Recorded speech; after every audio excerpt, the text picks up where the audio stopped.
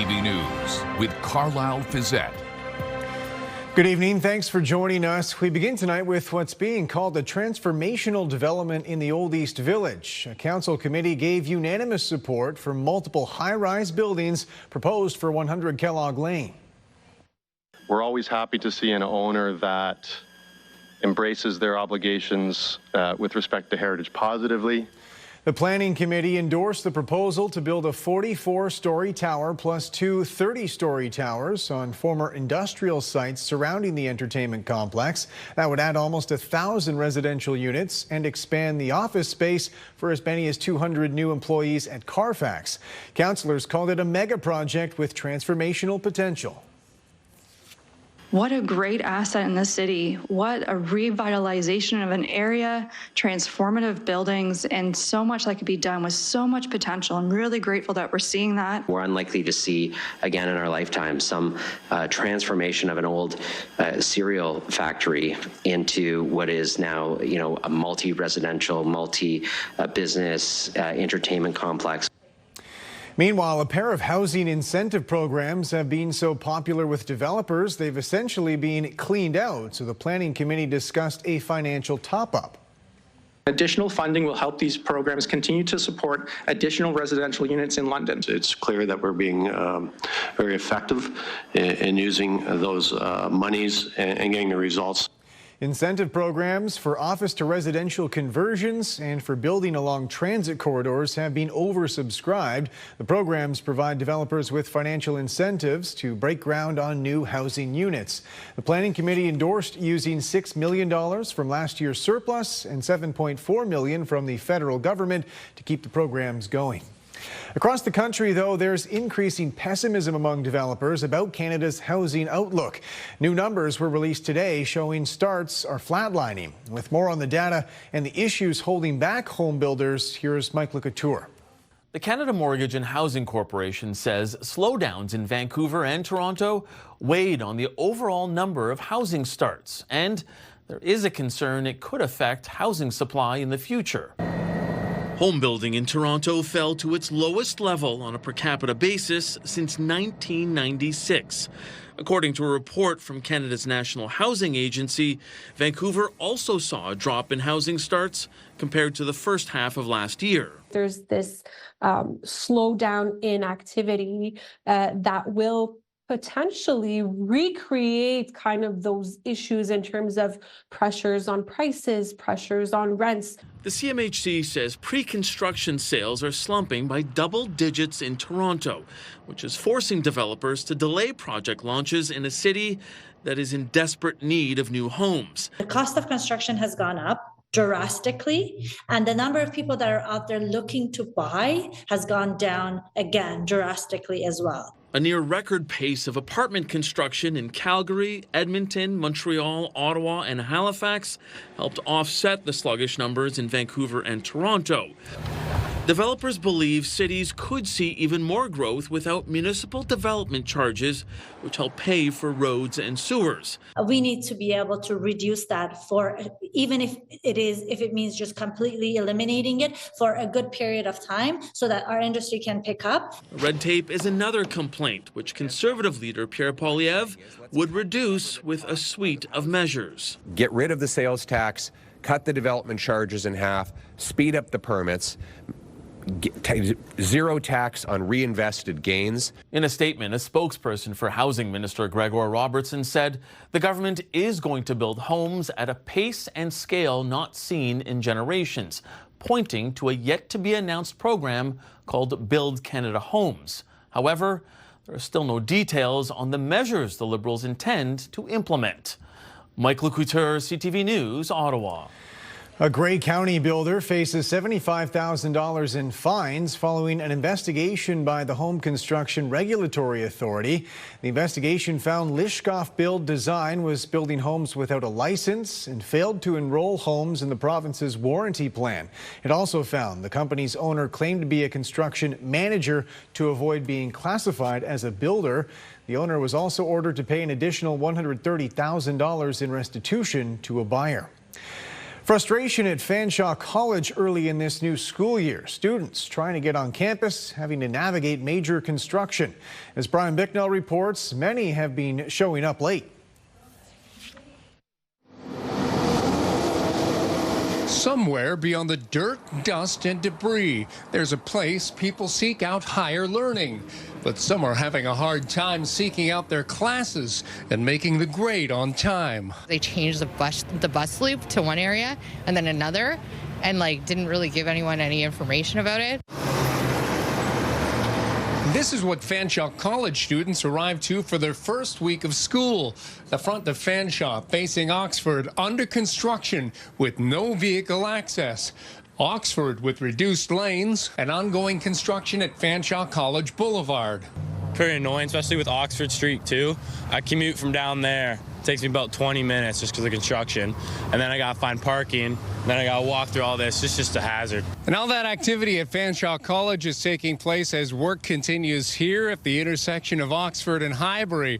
Already one of the busiest in the city.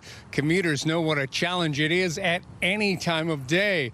This is all part of the East London link for rapid transit. Fanshawe says it's working with both London Transit and the city to make the commute to school more bearable. To try and mitigate those delays as much as possible. We've got our access on Oxford is going to be closed for the next couple of weeks. We've made improvements on our Fanshawe College access. We've actually had this work with the city to get temporary lights installed at our north entrance off of Cheapside. So that will greatly enhance the traffic flow through that area. McAvoy says construction around Fanshawe is expected to wrap within the next few weeks. Brian Bicknell, CTV News. London police say they've charged a local teacher already facing sexual assault charges with breaching his release orders. Jamie Kane was initially charged with sexually assaulting a student in late August. Police say he was recently found at a South End community centre unsupervised in breach of his release order. Kane previously taught at Bonaventure Meadows Public School, and investigators say there may be additional victims. A driver crashed into a home in Byron this morning. London police were seen on Brayford Avenue this morning monitoring the scene. They say there were minor injuries and no one needed hospital treatment. According to witnesses, someone parked on the street reversed into the garage door in the home. Police have not said whether any charges are pending. Premier Doug Ford is calling speed cameras a tax grab. He's urging cities to get rid of them and threatening if they don't, he will. As Alison Hurst reports, they've become a particularly polarizing issue in Toronto. In the East End, on the north side and downtown, speed cameras have been damaged. I hope they catch the people doing that. Toronto police say 16 speed cameras right across the city were vandalized overnight. Officers are analyzing each occurrences to gather evidence and identify witnesses. The mayor says she wants police to track down the vandals and bring them to justice. Kids are going back to school this week. For heaven's sake, stop tampering with public safety device, which is what this speed camera is about. This comes just days after a speed camera on Parkside Drive was cut down for the 7th time. Toronto police released images of suspects in dark clothing allegedly damaging that camera. If you want to add cameras, maybe you need to encase them in concrete. Maybe you need to have some sort of fencing apparatus that's more difficult to prevent them from being cut down. But what we are doing right now is not working. The speed cameras bring in millions of dollars every year to the city. The premier says cities should scrap them altogether, adding there are other traffic calming measures that can be taken. It's nothing but a tax grab. So, you know something? Hopefully the cities will get rid of them, like Mayor Del Duca did in Vaughan, or I'm going to help them get rid of them very shortly. A gut punch to traffic safety advocate Jess Speaker, who says she was hit by a reckless driver in 2015. He would support walking back. A life-saving public health measure like this is shocking and disgusting. Residents we spoke with say there's a place for those cameras. I think we need those speed cameras so people won't speed. And I'm not too thrilled with Doug Ford saying he's going to make us get rid of them. Alison Hurst, CTV News. New numbers show Canadian electric vehicle purchases are down, largely due to the end of consumer incentive programs. With more on the impact, here's Jean-Vier Beauchemin. If Canadians were in the driver's seat, it seems Chinese-made EVs could have an easier road into the local market, at least according to a Nano survey. It found 6 in 10 Canadians support removing 100% tax on all Chinese-made electric vehicles. This in hopes China may remove tariffs against Canadian crops like canola. Ottawa has said the tariffs are under review. We'll see where that leads, but the discussions are ongoing and we're in a very fragile position. Canada imposed that tariff in October 2024, saying it was protecting local manufacturers from unfair trade practices by China. But since sales of EVs have hit bumps in the road, new numbers show EV sales dropped 39% since last year and plug-in hybrids 2%. Statistics Canada points to rebates for zero-emission vehicles drying up. That drives up the cost of EVs. Some say a mix of incentives, mandates, but also a more open market could help boost sales. It's going to be a more efficient transition if we open up the market so that anyone who can provide quality electric vehicles that our consumers choose to buy, there will be only that much more choice for consumers. Without tariffs, but also without adding the costs of safety certification and shipping, the price tag for a Chinese-made Seagull by BYD, now the world's largest EV manufacturer, is around $13,800. Some in Canada's industry say the low cost could come at a high price.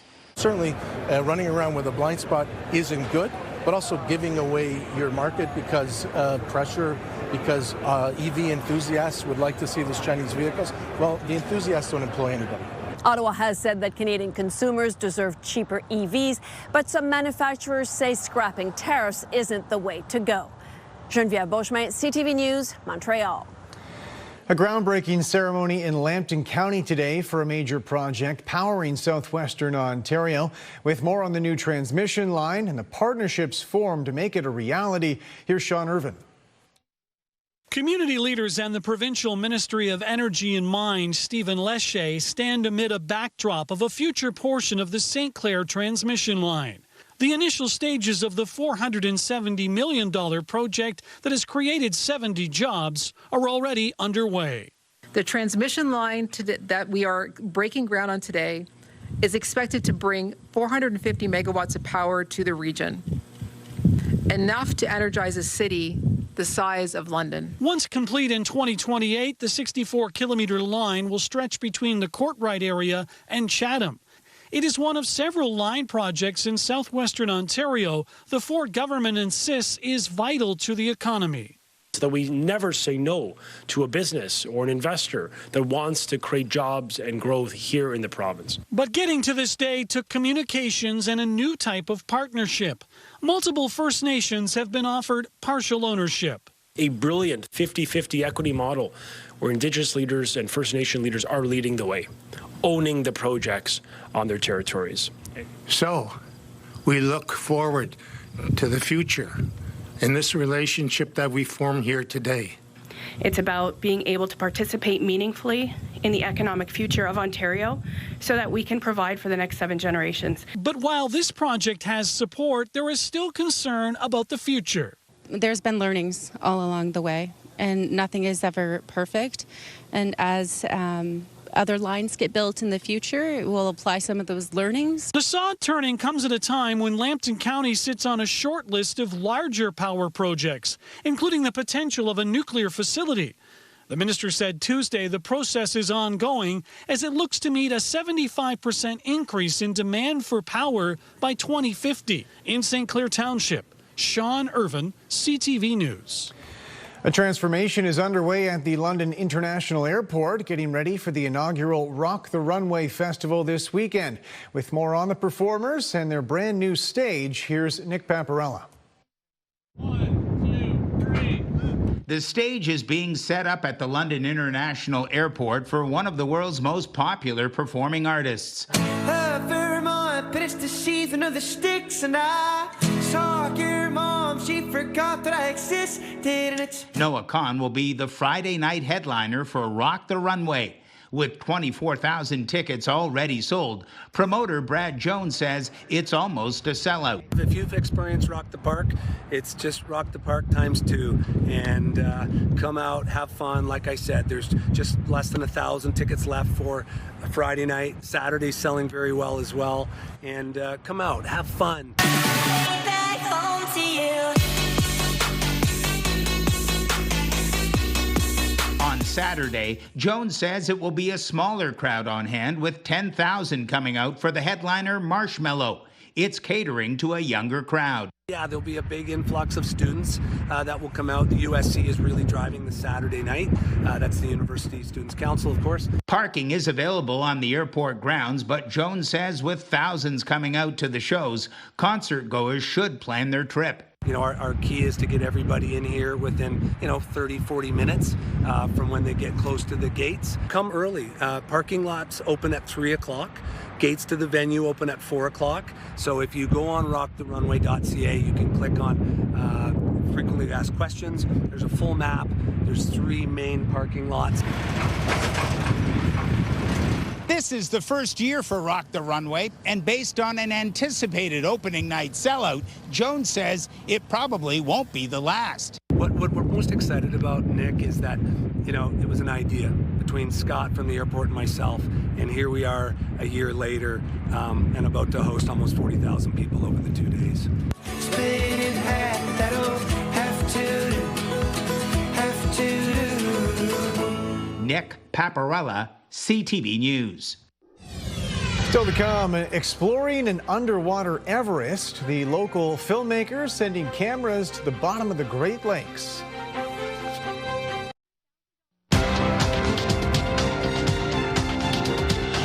Strength in the energy sector helped Canada's main stock index finish slightly higher. The TSX gained 35 points. In New York, the Dow added 196, the Nasdaq up 81. The Canadian dollar fell 0.07 of a cent today. On commodity markets, gold gained almost $5 an ounce, and oil up 37 cents a barrel. The Israeli military has carried out an attack on Qatari soil, claiming to target Hamas leaders hiding there. As Adrian Gobriel reports, it's an unprecedented strike with severe potential consequences. Smoke paints the sky black on a dark day in Doha. It certainly is an escalation of this war. The deadly daylight air assault is believed to be Israel's first ever inside Qatar. This Hamas residence, now left with a gaping crater in the capital, is said to have been the target, just as the latest ceasefire proposal was being considered. Hamas says that 5 of its members were assassinated in the attack, including the son of exiled chief Halil al-Hayya. Though al-Hayya, seen here, who is believed to be the prime target, has survived, according to Hamas. These are the same terrorists who planned, terrorist chiefs who planned, launched, and celebrated the horrific massacres of October 7th. As Israel's prime minister took responsibility, the attack is sending shockwaves across the international community. I condemn this flagrant violation of the sovereignty and territorial integrity of Qatar. Britain's prime minister saying the priority must be an immediate ceasefire, the release of hostages, and a huge surge in aid into Gaza. In Israel, the families of hostages believe today's airstrikes may have sealed the fate of their loved ones. Crushes the hopes of all of the families. It's just, it's devastating. There were several days ago warnings from the Israeli Defense Forces Chief of Staff that Israel was going to start targeting Hamas's leaders no matter where in the world they might be. Israel's air assault in Doha comes after Hamas's armed wing claimed responsibility for shooting and killing 6 people on Monday at this bus stop in the outskirts of Jerusalem. The latest escalation comes as Israel issued an evacuation order today for residents in Gaza City, with the IDF sharing its intentions for a full-scale operation. The military maneuver reportedly involved 15 Israeli fighter jets firing 10 separate airstrikes on one single target. Adrian Gobriel, CTV News, Toronto. Good evening. Quiet weather continues. High pressure remains dominant over the Great Lakes. Now we are on the southerly side of that warm air that's starting to move in, so you will notice a temperature change heading into tomorrow.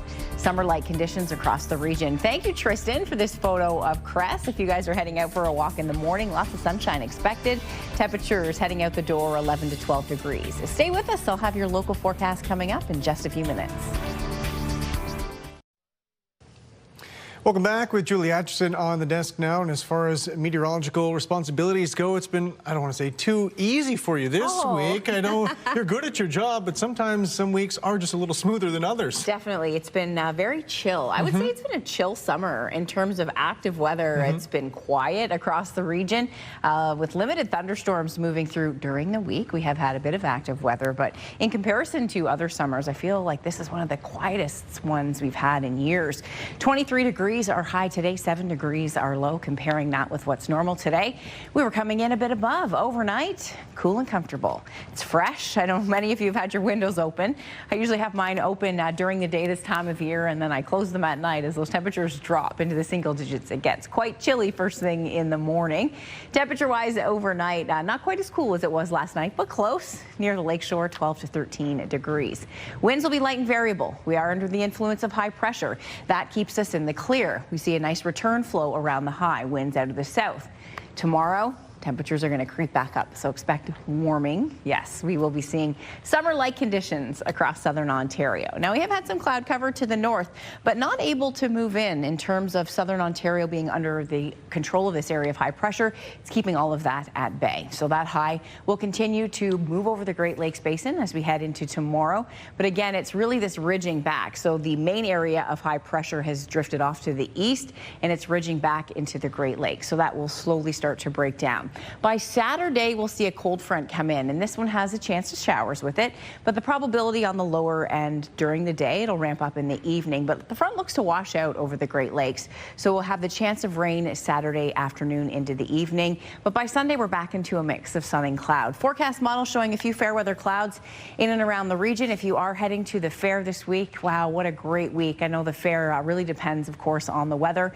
We want it warm and sunny, and yes, that's what you're getting this week. Sunshine continuing, a mix of sun and cloud heading into the afternoon, 24 degrees. Midwestern Ontario, daytime highs tomorrow, anywhere from 22 to 23, and a forecast model reading downtown London coming in at 25. So expecting an absolutely beautiful day. Thursday, sunshine and 25, 26 on Friday, and mainly sunny. And then the chance of showers Saturday afternoon with some evening rain. We do need the rainfall, so hopefully we'll squeeze out some rain late Saturday. Mix of sun and cloud on Sunday and 22, and a mix of sun and cloud Monday into Tuesday. Daytime highs early next week, 22 to 23. It doesn't get better than that this time of year. Sunshine, beautiful conditions, and warm temperatures. Feeling quite summer-like that we're still into it as we head through the rest of the week. We start in the morning with our coats and sweaters, and by the afternoon, we're in shorts and T-shirts. Sunshine Thursday and Friday, 24 to 25. Some showers moving in Saturday afternoon. In through here on Perth, Grey Bruce, mainly cloudy on Sunday at 21, and a mix of sun and cloud as we wrap up your 7-day. Monday and Tuesday with daytime highs coming in at 21 degrees. Have a fantastic night. We'll see you again soon. Thanks very much, Julie. A pair of Bruce County filmmakers heading out to the middle of Lake Superior, part of a documentary team, sending their cameras down into the Great Lake depths. Scott Miller reports.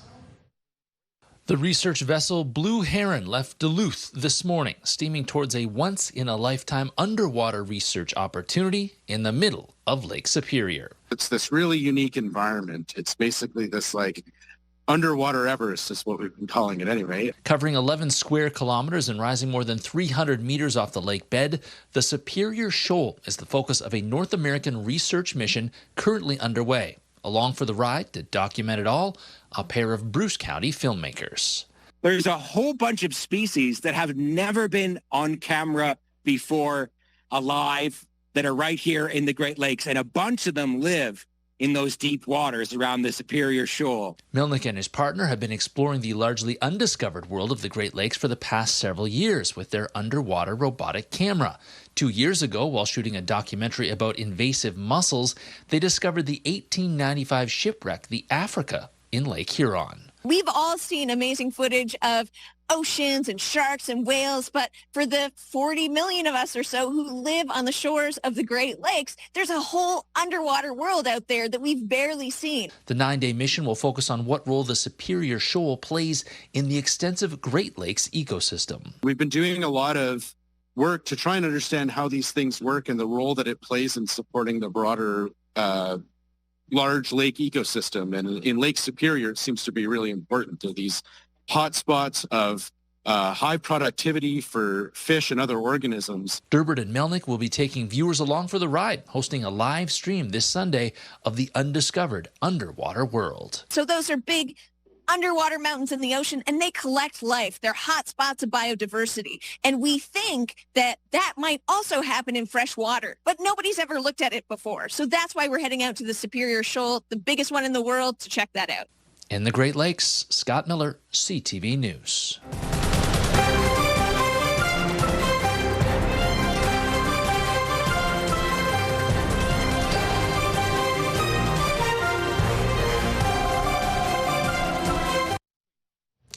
Finally tonight, an Alberta dad who's launched a new program getting kids to school. He's leading a pack of young bike riders starting their days in the midst of a peloton.